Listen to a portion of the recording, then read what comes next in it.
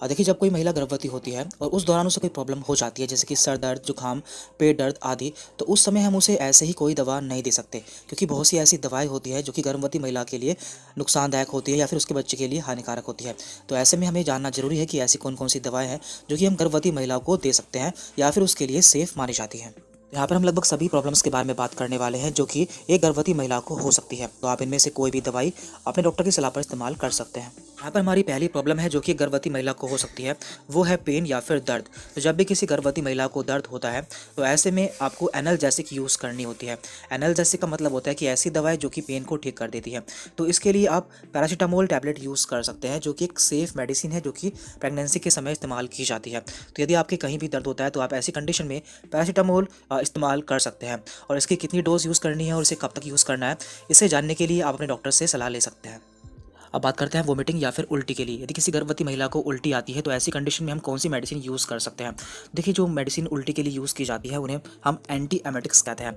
तो ऐसे में आप 3 तरह की दवाई यूज़ कर सकते हैं। पहली है यहाँ पर ओंडानसेट्रॉन, दूसरी है यहाँ पर डॉक्सिलामाइन और तीसरी है डायमिन हाइड्रेनेट। तो ये तीनों दवाएं ड्यूरिंग प्रेगनेंसी सेफ रहती हैं।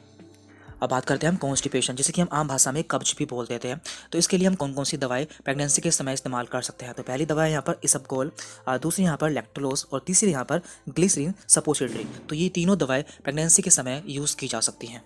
यदि किसी महिला का प्रेगनेंसी के समय ब्लड प्रेशर बढ़ जाता है या फिर हाई हो जाता है तो ऐसी कंडीशन में हम कौन कौन सी दवाएं यूज़ कर सकते हैं। तो इसके लिए हम 3 तरह की दवाएं इस्तेमाल कर सकते हैं।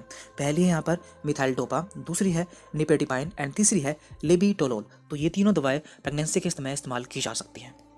अब बात करते हैं हम एंटीबायोटिक्स के बारे में, यानी कि यदि किसी महिला को इन्फेक्शन हो जाता है तो ऐसी कंडीशन में हम कौन कौन सी दवा इस्तेमाल कर सकते हैं। तो पहली है यहाँ पर सेफ्लक्सिन, दूसरी है एजिथ्रोमाइसिन एंड तीसरी है एमोक्सिसिलिन। तो ये तीनों दवाएं एंटीबायोटिक हैं जो कि प्रेगनेंसी में इन्फेक्शन के लिए यूज़ की जाती हैं। यदि किसी महिला को प्रेगनेंसी के दौरान छींकें आती हैं, जुकाम हो जाता है, आंखों से पानी आता है या फिर एलर्जी हो जाती है, तो इसके लिए हम एंटी एलर्जिक दवाई यूज़ करते हैं।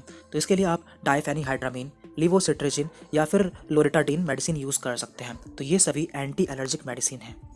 यदि किसी महिला को दाद या फिर फंगल इन्फेक्शन हो जाता है तो ऐसी कंडीशन में हम कौन सी दवा यूज़ कर सकते हैं। तो इसके लिए एम्फोटेरिसिन बी यूज़ की जाती है, जो कि प्रेगनेंसी के समय सेफ मानी जाती है। अब बात करते हैं हम एंटी अल्सर, यानी कि ऐसी दवाएं जो कि पेट में छाले हो जाने पर या फिर जलन होने पर दी जाती हैं। तो इसके लिए रेनिटिडीन, लैंसोप्राजोल और या फिर गैविस्कोन मेडिसिन यूज़ की जा सकती है। और लास्ट में यहाँ पर एंटी स्पास्मोडिक, यानी कि यदि प्रेगनेंसी के दौरान स्पास्मोडिक या फिर क्रैम्पिंग पेन होता है, यानी कि मरोड़ होती है, तो ऐसी कंडीशन में हम 2 तरह की दवाएं यूज़ कर सकते हैं। पहली यहाँ पर ड्रोटावेरिन और दूसरी यहाँ पर फ्लोरोग्लूसिनोल। तो यहाँ पे हमने ऐसी दवाओं के बारे में बात की है जो कि प्रेगनेंसी के समय सेफ रहती है। तो यदि आप कोई दवा ले रहे हैं तो उसे आप पहले चेक कर सकते हैं या फिर अपने डॉक्टर से उसके बारे में जानकारी ले सकते हैं। Thank you very much.